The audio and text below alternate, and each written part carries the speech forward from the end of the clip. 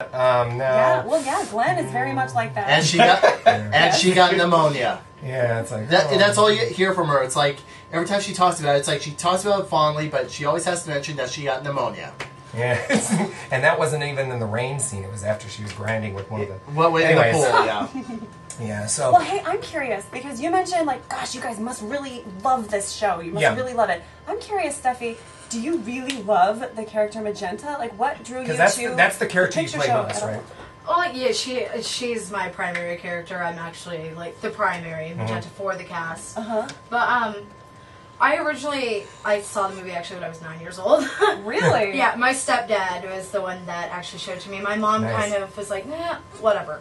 Let her see it. She's gonna see it eventually. There's a story there. There's mom. a story. I want to hear this. No, I'm joking. And like my love for it started there, and then I kind of, over the years, kind of. Did you even understand it at night? Did you I didn't understand it at 18. I didn't understand it. I liked the music in it. The music and the bright costumes. Yeah. But that's where the love developed for it. It'd be hard pressed to find somebody who doesn't know how to do the time warp. I kind of forgot about it. Like, I didn't forget about it, but it just kind of faded to the back of my mind for years. And then one day I decided to look up, and see if there was actually an active cast in Vegas. And lo and behold, it was right up the street for me. I come and I see them.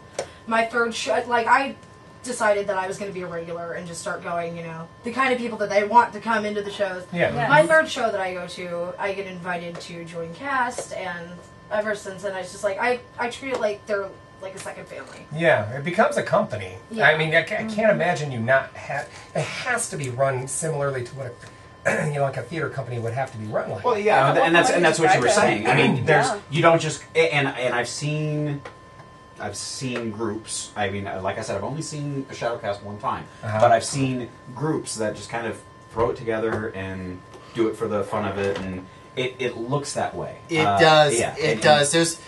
It's like some casts are definitely like that, where they're like, oh, they're not here for Rocky. They're just here for like the girls and everything, and the prestige. Exactly. It's like it should be all about everything. You should have respect for your audience because they came to see Rocky. That's what they paid their money for, and you want to put on the best show possible and make them feel part of it. Every bit is important. It's like I encourage our audience members to help get the flyers out around Las Vegas. Like, get the word out, make them feel as much a part of it, because it's like without them there would be nothing, of course. Right. Exactly. And it is very important that they are all in. Everybody pitches in and everybody helps. This is all a group effort, both cast and audience. You said you've been with Frankie's Favorite Obsession since 2004? October 2004, yes. Have you seen, because I know there's been a resurgence, because we talked about, Glee, that, the watered-down bubblegum pop version of Rocky Horror. But you can't discount that, because that does bring the awareness back up. And Rocky Horror has had that roller coaster ride where times during the early 90s, it's just kind of like, we're done with it. There was that generation gap. Well, I have to admit, like, mid 2000s, there was a little bit of that, and then like it started like heading back up. Of course, a younger version. When the 35th anniversary was coming around, because that was a big thing, because you had the Blu-ray coming out, right? And then the Glee version. I mean, no matter what you might think of it, it did boost up our audience source. It brought more awareness.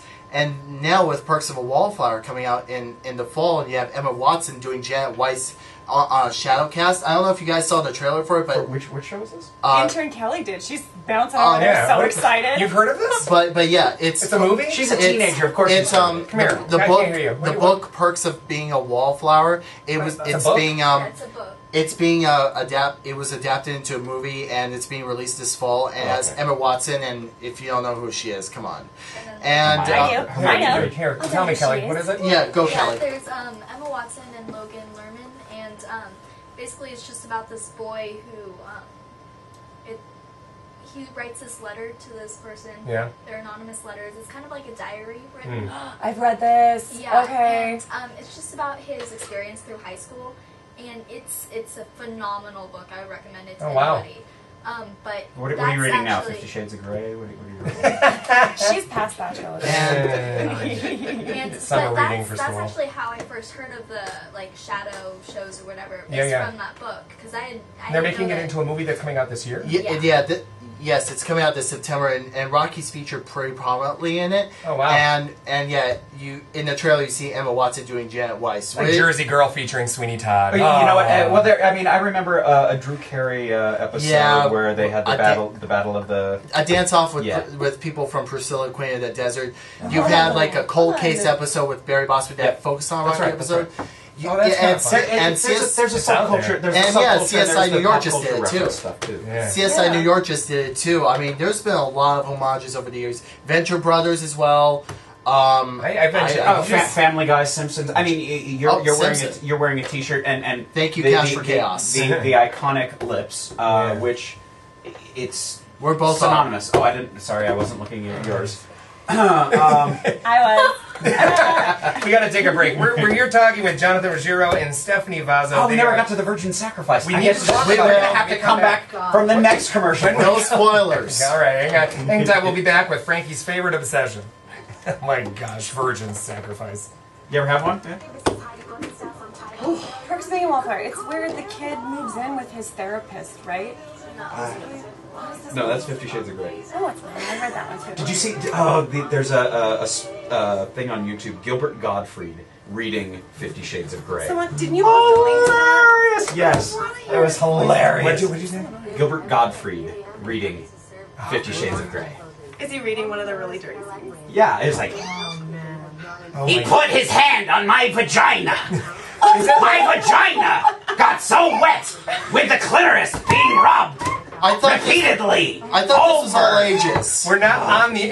We're not on. Are we? This is YouTube. That's why I saved it for YouTube. I am YouTubing this as soon as I get. Unfortunately, Thank it's you. just small snippets, but it's just like. And Gilbert Gottfried has one level. I mean, there's no dynamics to his voice. I'm And so glad I've already read it, because now if I did read it, I would hear it all. Oh, but it's the audiobook, so it cuts to women, listening to the audiobook, and it's like, he touched me with his throbbing member. Oh, this is so hot. 60 seconds. Okay. Sure. Oh, sure. Fresh from the farm to your fork. I miss doing Gilbert Gottfried's voice. Oh my gosh, Gilbert got It's almost as fun as doing Bobcat. Vagina. I gotta stop playing Sweet Tomato commercials during our show. They're really. You know what? really If you want Gilbert Gottfried to do a How are they PSA, upsetting? I don't know. I just do you know don't how to like get to the? them. Do you know how to get to the other? I board? do, but Toss salad I'm scared. every Toss salads. I'm gonna have them put some extra ones in here. All right, 10 seconds. For more information and hours, visit Listen to this one. www.sweettomatoes.com or call 888-374-8358.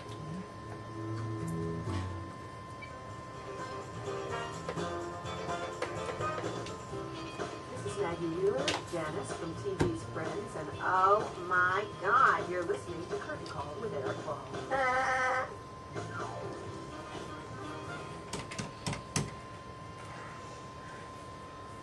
God love Maggie Wheeler. I love wish her. I'd had the opportunity to. That's a make it sign to out that. loud. I did. You We're got- BFFs now. I'm- We got deep. It was Yeah, fun. it was really great meeting Maggie Wheeler.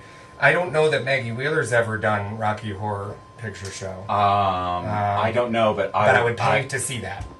She'd make a stellar riffraff. You know what? I would love to see her. And Janice to her has got to be. Yes, I'm grateful for that role, and she's such a good person to. She's over the appreciate. moon. She's over the moon for that role. She She does. says- She has Well, a deep love for her. you and I were talking about this because there was a show before Friends called These Friends of Mine, and it Yeah. was It was her- it was a Ellen sitcom. DeGeneres, and it was Maggie Wheeler, and it was actor Gilbert Gottfried. No, God, I can't even think that he was on Touched by an Angel. Not John Schneider, but prior to him, I can't think of his name. A weird, odd name. Sound like Gravy or something. I don't know. Google.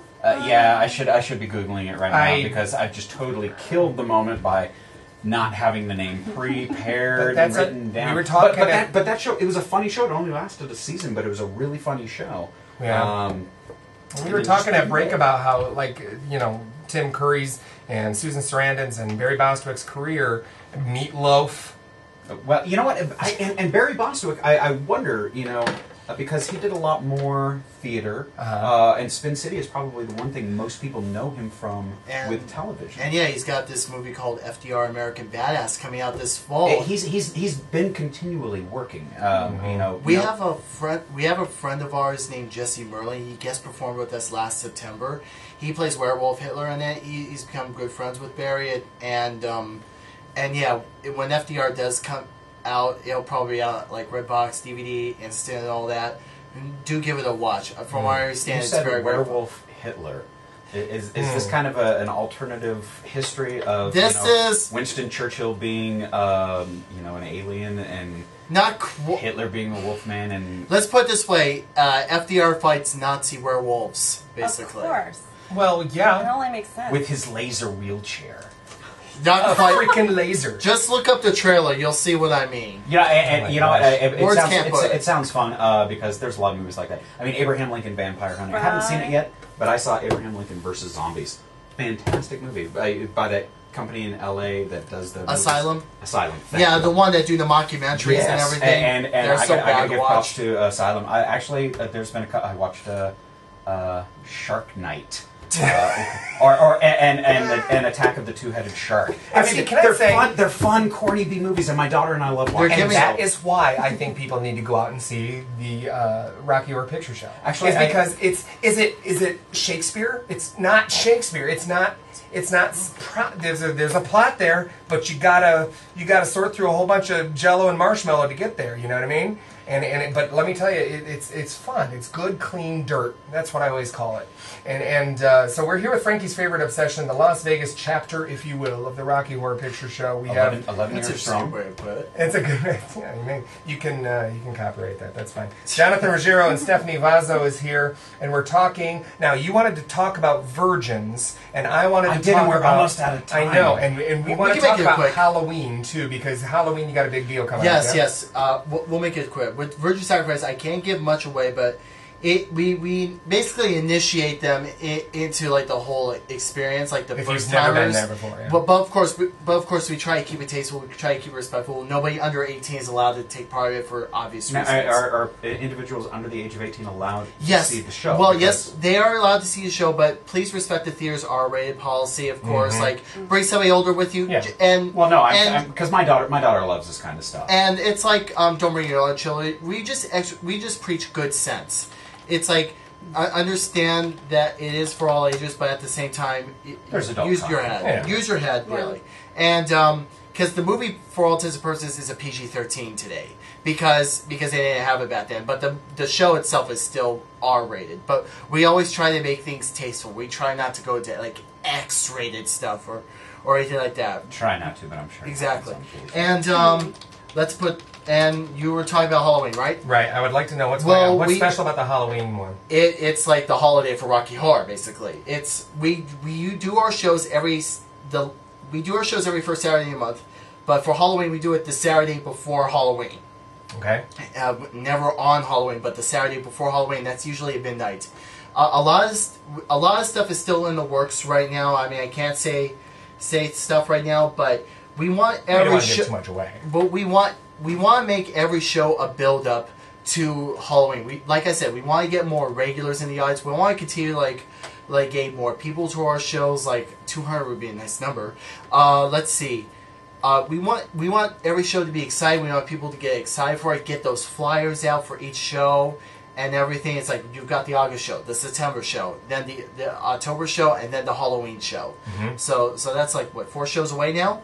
And we just want like a nice little build up. It seems far enough away, but yeah. When When you look at it in terms of only 4 shows away, you'd be amazed how quickly that. No, I know. You'd be amazed how quickly it can crawl up on you. Yeah, and you can probably go check out one of the shows before the Halloween show. Exactly. Just see, so this is what we're talking about is the Rocky Horror Picture Show. It's every first Saturday of each month at 10 p.m. at Regency Tropicana Cinemas. You can head over to their website. It's probably the easiest way to get the most information quickly. RHPS Vegas, Rocky Horror Picture Show. RHPS, very nice. RHPSVegas.com. They have a Facebook page, Vegas Rocky Horror. And, you know. We have a Twitter as well, RHPS Vegas FFO. That's our Twitter. You could get twitted by them. Yeah, because anything else you might say would And be we've blocked set up by like an FCC. Instagram and we've set up an Instagram and a Tumblr as well. It's still in its infancy right now, but we're hoping to build on that as well. We're trying to really take advantage of the social media. Yeah. And we encourage everybody to help utilize it too, because it's not just flyers and this radio show appearance. It's a whole collective effort. Like I said before, everybody should help get the word out with the flyers, Do the Facebook, time warp on Tumblr. Twitter, Time exactly. Take pictures of your Virgin certificates.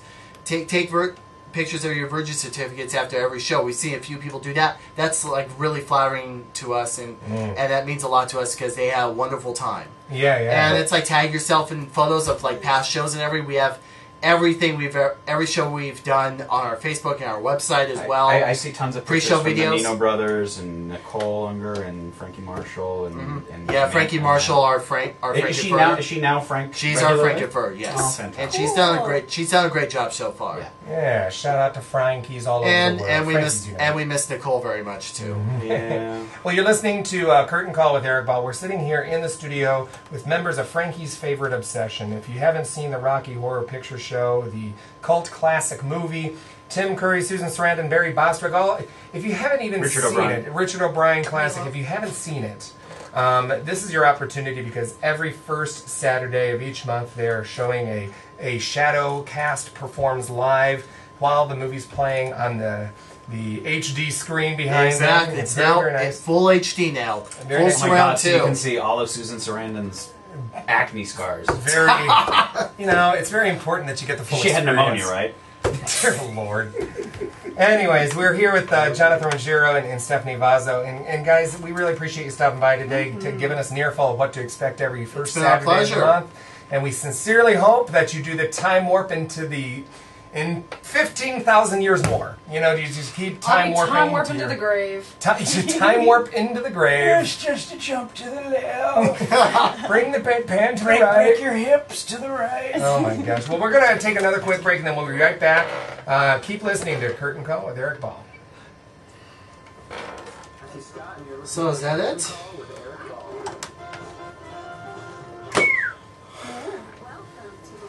Thanks, guys. I appreciate it. Thank you so my much. Gosh. No, it's my pleasure. Thank you so much for coming in. Thank you. Yeah, let's get a picture real quick out here. Do you have enough time on that? Callie, can you go get Alan for me, please? It's my fault. Dropping. Thanks. I can't get a word in edgewise with you, Jonathan. Oh, sorry. Next time I'm just gonna trump all over you and be like, yeah, I own this. Ooh, gotta get that on camera. Get that on camera. Divine Decadence. That was the other one. Divine. That's the one I remember. Yeah. Boozer Brew Event Emporium, located on Tropicana and Check out Town Square's new hotspot, Ranch House Kitchen. They open every day at 8 a.m. and breakfast served all day long to close. Oh, okay. I'll just keep playing commercials for a second and then I'll be right out. Town Square's restaurant row, located directly across from the Raven Room.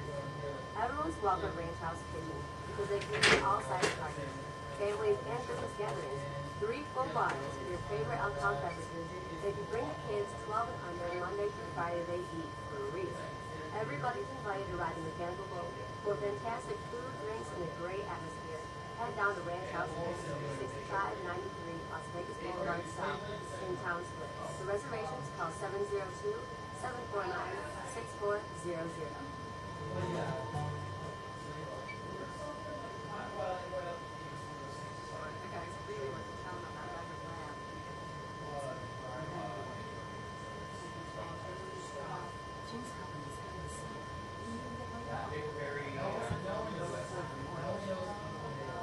If you think you may be in danger of foreclosure, call the National Foundation for Credit Counseling at 866-687-6322 or visit mortgagehelpnow.org. That's mortgagehelpnow.org. This has been a public service from the NFCC.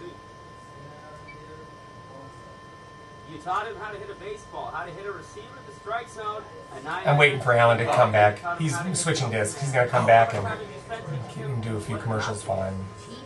Alan, can you do a few commercials while we take a picture? I want you to show me again how to get it so it just plays. Sure. We're at 10 seconds here. Can you just... No problem. Thanks. I'm just taking a picture of it. 49-81. Voted to cut $650 million of US aid from the Defense Appropriations Bill. Representative Ted Poe had proposed cutting aid by $1.3 billion, but withdrew that amendment and agreed to half the amount, which went through a voice vote that passed on the floor. Representative Poe said that Pakistan has proven to be deceptive, deceitful, and a danger to the United States. I'm Sean Scott Ferguson, IRN USA News. The White House says President Obama believes removing the larger-than-life statue of Joe Paterno at Penn State was the right thing to do. It was taken down early today in the wake of the university's child abuse scandal. PSU President Rod Erickson says he removed the statue because it had become a source of division and would have been a recurring wound to victims of child abuse. A group of Israelis has marked the 40th anniversary of the Munich massacre with an unofficial service today at a London apartment building a few miles from the Olympic Stadium. Prayers were read for the 11 Israelis who died in a Palestinian attack during the 1972 Olympics. Organizers of the London Olympics have turned down a request to hold a moment of silence for the victims at Friday's opening ceremonies. I'm Richard Stewart, and you've been listening to IRN USA Radio News. Say allegedly, Yes, it's you going do. to happen. It's going to happen. In your opinion? I have to say it's my opinion. Yes.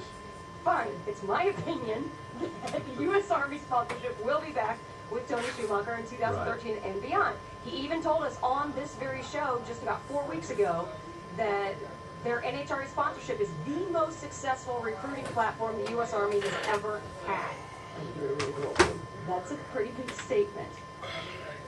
Now, Bob Pockratz, a friend of the Freak Nation in Sporting News, writes for Sporting News, Stat Man, a good friend of yours. You guys go out and have some fettuccine every now and then.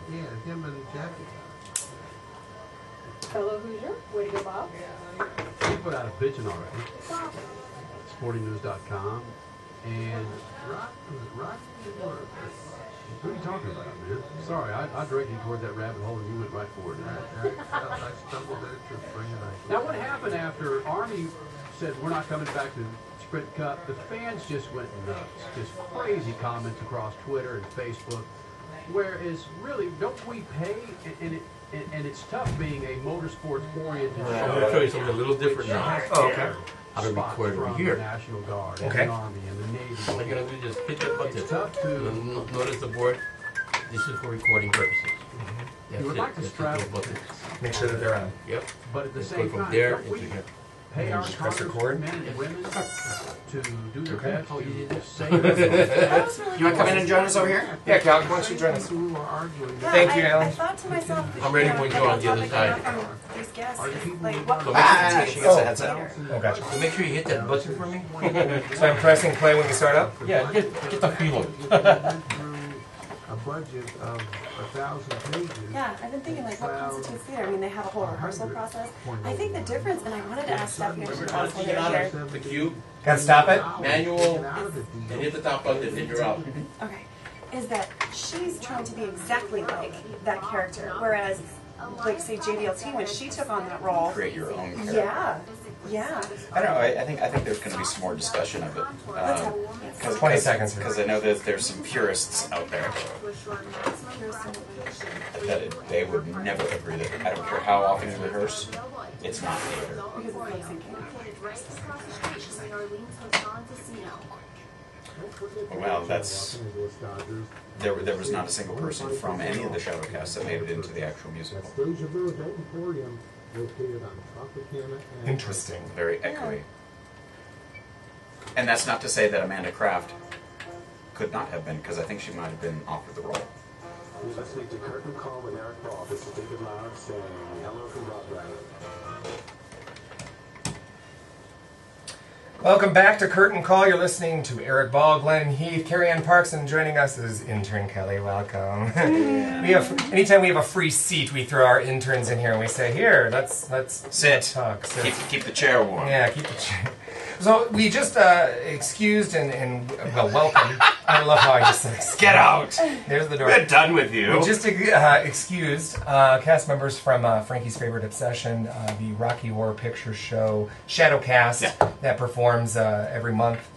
Jonathan Ruggiero and Stephanie Vaza. And it was actually some rather intriguing comment. We got a nice little history lesson, of course, about Rocky Horror. Yeah, I didn't know that. And an awful lot of stuff that I didn't know either. But more so, we found out that this company of people who do this shadow performance every month, they've been around for 11 years. I mean, off and on, people come and go, of course, but to have such longevity into something that you just really enjoy doing, which I'm interested to hear what you guys say. And here's the thing I want to say for the record before we open discussion here, just among the four of us in the studio. Please don't slash our tires. Please, no.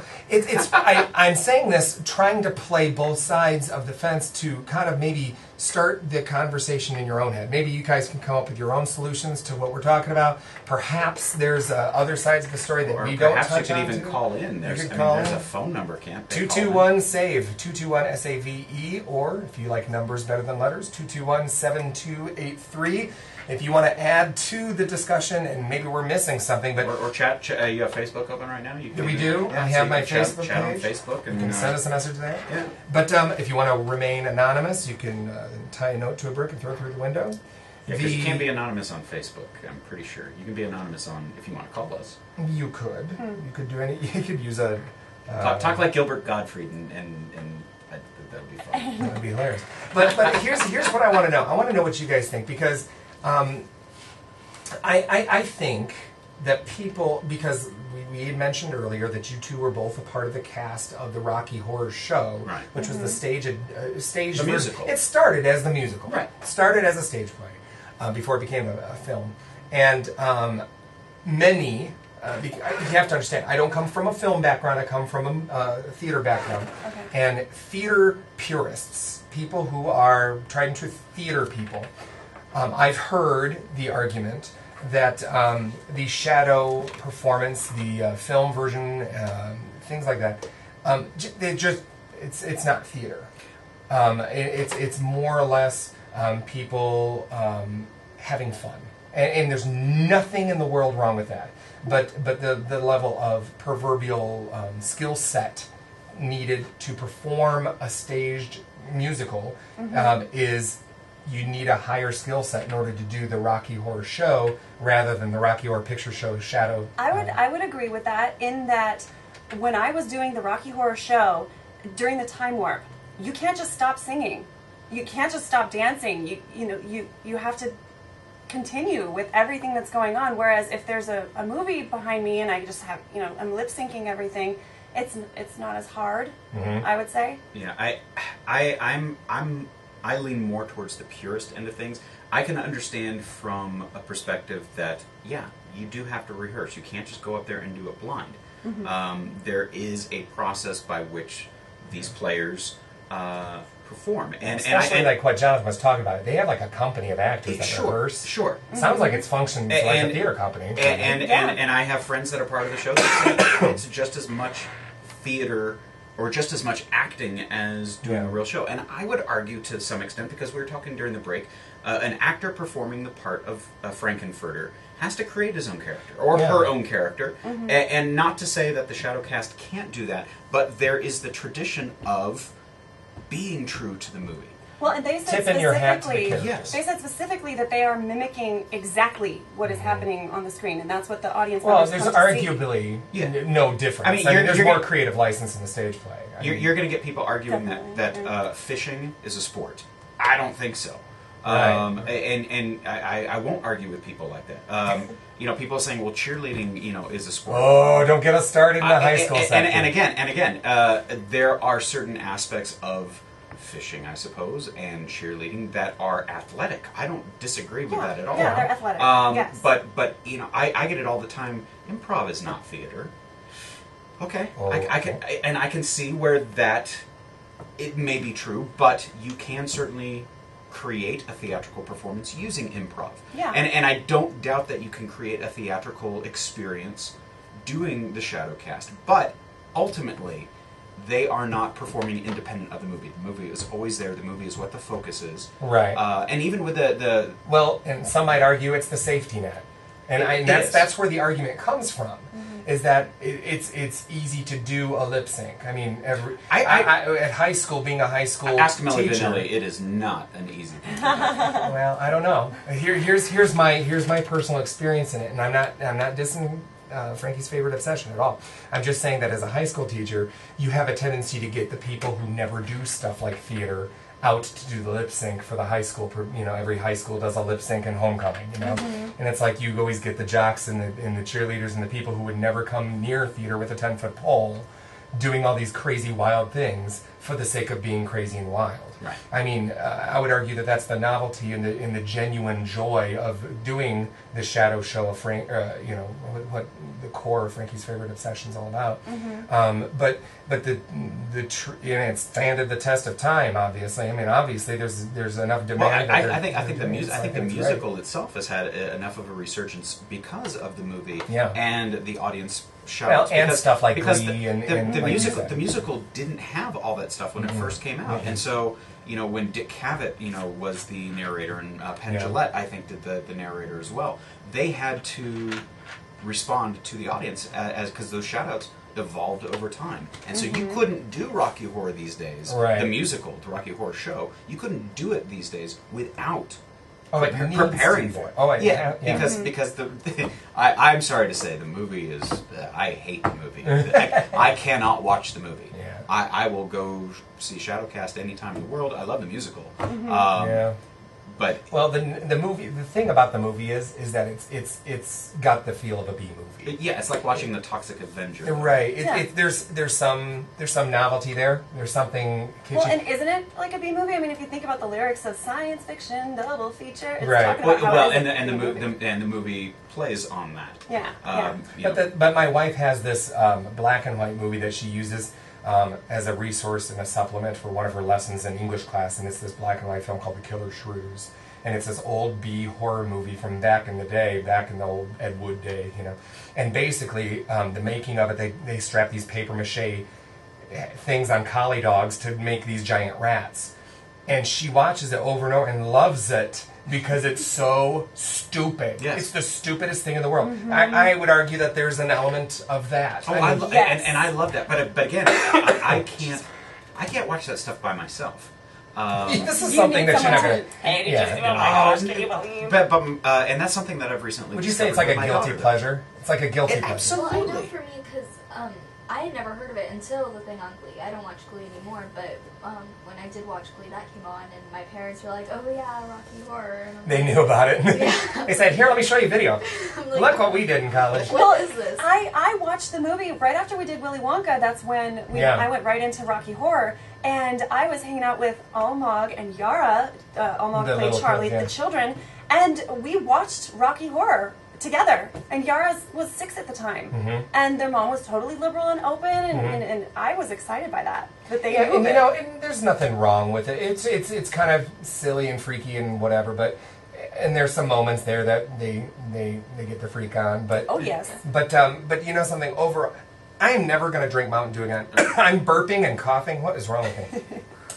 Where should I start? Yeah, seriously. But it's. I would argue it's part of that realm of theater or cinema that I would argue is fun and kitschy and good clean dirt. There's an awful lot of theater that you're like, how in God's name? I write stuff and none of my stuff has been discovered, but for the love of God, this is being performed all across the country. Sure. What happened here? There's something there. There's obviously something there. The audience got to make it.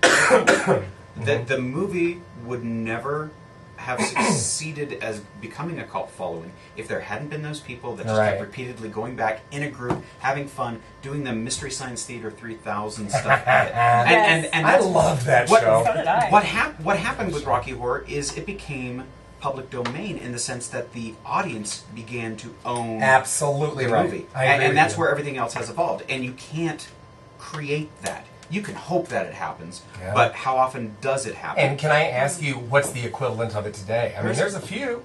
Hedwig is getting up there, man. Hedwig and the Angry Inch. But I would never want to shout out to that. it's one that you sing along with. You sing along with. The I music's know great. every word. Yeah, it's a great musical. What is another one? I know that there's an awful lot of shows out there that have audience participation, and they really hope that it becomes kind of a cult following, and I think that's great. But I would argue that Rocky Horror is just kind of a phenomenon. It's Well, like it is, this- and it touches on so many different things. Like, when we were doing the show, I thought to myself, you know, the guys who wrote this, they must have just sat down and thought, let's think of the most bizarre things that we can and put it all together in one show. Well, a different generation, too. You're talking nearly 40 years ago that Rocky Horror... I mean, a lot of rebellion, a lot of drugs, a lot of sex. 1972. It's crazy. You're coming out of that period. So that era will never happen again. So to have something happen again that has that same longevity that Rocky Horror has, it's right place, right time. I'm going to shift gears. I want to talk about something because this is certainly something that's in the news that everyone's talking about. And while it doesn't directly relate to performing arts theater, it certainly has to do with the theater. And I want to catch everybody's input on this. We're all very cognizant of the tragedy that happened over in Colorado and the shooting in the Century 16 Theater during the Batman premiere. And first and foremost, from Curtain Call, we send our love and good energy and light to all of the families affected by this tragedy over in Colorado. We are hoping that everything can, as best as it can possibly happen, return back to normal. But we understand that it is nothing short of a huge tragedy, a senseless killing. I mean, and if your head has been in a hole the last couple of days, there was a masked and armored lone gunman who walked into a Dark Knight Rises premiere, armed to the gills with guns, and just shot up an entire theater. 12 people dead, over 60 last I heard. I don't know the exact over figures, 60 injured, and some in critical condition to this day. So it's an absolute tragedy. And some are arguing that this is going to change the movie-going experience indefinitely. No, it's not. That's the argument. Can I interject? Please. Because, and I don't want to seem like a callous no, SOB or anything. No. But there's some people that are friends of mine that have looked at this from a different perspective, and whereas I am completely sympathetic to what has happened, sure. we overlook the fact that any killing is senseless. And there are thousands of people every day across the United States and across the world that are killed senselessly. And we take it as a daily occurrence that we just don't acknowledge or even care to think about. I would argue that the reason that we are the entire country, and the reason Barack Obama is in Colorado as we speak, all this is happening is because of the timing. Is Christian Bale there? Yes. Probably. I certainly hope so. Okay, somebody said this is a real opportunity for him to be a hero of sorts. Well, here's the thing. It's happening because of timing. It's happening because it was the opening of the biggest blockbuster movie of the year. It happened because it was the number of deaths that happened. It happened because it was in such a freaky manner. It happened. All these things came together, and now it's this big thing. What drives me crazy, and this is me personally, and again, I hope I don't come across as callous as well, but the thing that drives me crazy, and I think desensitizes this and completely it doesn't resonate the gravity of what somebody would try to communicate out of this tragedy. But when people like on Facebook and they put like they make a drawing, or they do a picture, they Photoshop a picture of Batman's silhouette looking over the state of Colorado, and I'm sitting there going, well, that's nice, but you know something? This has nothing the freak to do about Batman. It's I like said, this is insensitive, if you ask me. I think it's taking the focus off of what we really need to be thinking about. Everyone does their own thing and grieves in their own way, but it's to my feeling, you know, it's the equivalent of putting the support our troops yellow sticker on your SUV, and that's all you do. Yeah, I mean, the most you can possibly do. Right. Kelly, what were you saying? Because I know, like, he painted his hair red or whatever, and was like calling himself the Joker. The gunman did? The Joker had green hair. Yeah, that's what I And the Riddler said. had orange hair. So I was like, if you're gonna You're a dramaturge on the Colorado shootings, thank you. No. My friend who's never seen the movie, when I told her that, she was like, but the Joker's hair is green. Yeah, I mean, there's a lot of things. I mean, the individual who has apparently been arrested, and I don't know his name, and I don't care to know his name. I don't want to give him the celebrity status that he's probably looking for. But I find it odd, that we hear the same thing. Oh, he was a quiet kid. He seemed strange. He was always studying people. And this guy's, working on his doctorate in neuropsychology or something to that extent.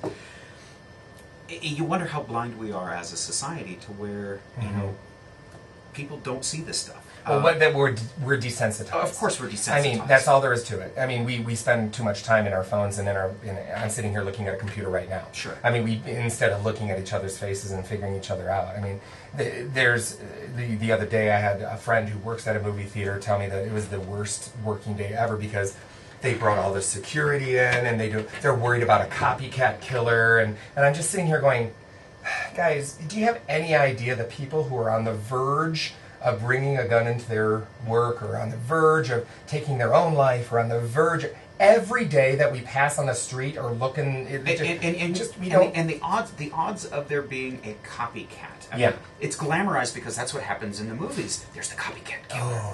TV shows, every drama on TV that deals with crime solving does the copycat killer.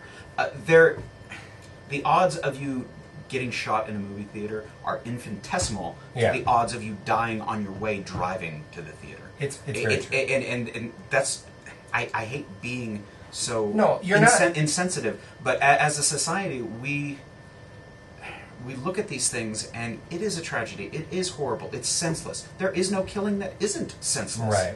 Right. The religious beliefs that people have. Where is all the tolerance? Where is all the love? Where is all the brotherhood? And it doesn't exist.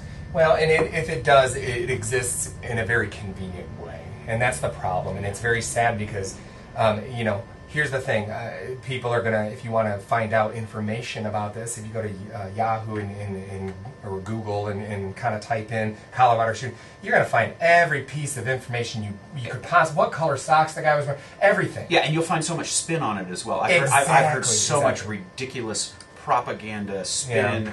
And I won't even dignify it by repeating some of what I've heard.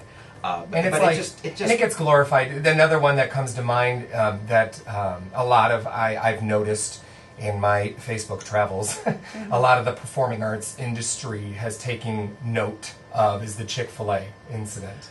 And maybe you don't know about this. The Chick-fil-A has very staunch religious. They're not open. They're not open on Sundays. And they'll never open a store in Vegas. And they've taken a stand on gay marriage. They say we adamantly, vehemently oppose gay marriage, and a lot of the industry, the performing industry, has boycotted Chick-fil-A, and I know Jim Henson Company has released a statement saying we will not be working with them anymore because of this. And here's the thing.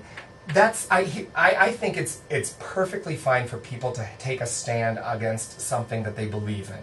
People take a stand, not companies. Well, I don't even. Chicken have to do with gay marriage? Can I just say it's the owner of the company that has been very particular about where stores get put. I mean, I would say a religious fanatic to some extent. When you are all about a cause. When does the cause stop being a cause and it becomes about the PR of the cause? I think oftentimes the tragedy behind something like the shooting in Colorado, it's going to become about the shooting, not about the fact that it was a tragedy. Well, here's the thing. I bet you more people know the name of the accused shooter than any of the victims. Well, and that's the true tragedy. Yes. I think one reason why this is this is 10 years since Columbine? Right. So there's that same area. Colorado, man. Don't go to Colorado. I loved it. I lived in Colorado for a number of years. It's a beautiful place. And again, there's probably been shootings in Vegas too. Yeah. And we're not going to hear about them unless you actually watch the news tonight. And I don't because I hate hearing. I hear about them because I work for a trauma nurse. Sure. So she lets me know what to expect. And what you say is probably resonates with me more than anything is that this is tragic and we should feel very bad about this and we should definitely think about it, and it should be something but do something more than wearing a black Batman armband. Yeah, for the love of God, that trivializes everything. I think that makes it about you. I don't know what instead to of make about it. the tragedy. I don't know what to make of it. I mean, I'm watching you guys have this conversation. Here's the thing, Carrie Ann. You're not the problem. I've deliberately kept myself uninformed. All I've read are the Facebook status updates and things about it, and I found out more details in this conversation than I knew. But you know what? Where I'm going is, you're a good person. You're not. You're empathetic on a day-to-day basis. Mm-hmm. It would be outside of your character to not be compassionate in any situation. You're already doing what most people in this world either but don't know how to. By wearing the armband or doing those drugs, is that their way of saying I'm aware, I'm supporting the victim? Here's the thing. I think it's okay. You and I may be thinking of the same person that's doing the drawing, but the selling of the drawing was going to, it was going to the families. And here's the thing: there's been more than just one drawing. There's been other things, and the person who I'm talking about, I love this person. He's a terrific artist, and I love him to death, and I have nothing against him. That's not where I was coming from. Okay. There's like these Photoshop things. So I love you dearly, and that's not what it's about. But more so, I'm concerned that we don't think about what we're putting out there. It's in like, what way? What do you mean? Yeah. Like for instance, you said, what if doing the drawing is how you deal with it? I think that's brilliant. Then why post it on Facebook? Because everyone's a bit selfish in their own way, maybe subconsciously. But then it becomes about you. I see what you mean. Maybe just to start conversation, like to let your Facebook friends know that hey, this is what I'm thinking about. I just remember a day of dealing with it, and it's like we don't have to make everyone aware that you're dealing with it. You know what I mean? It's kind of an interesting way to put it, but I'm not saying that we shouldn't deal with this in our own way. I'm not saying that there are things out there that we couldn't do. And you know something? Everybody who's doing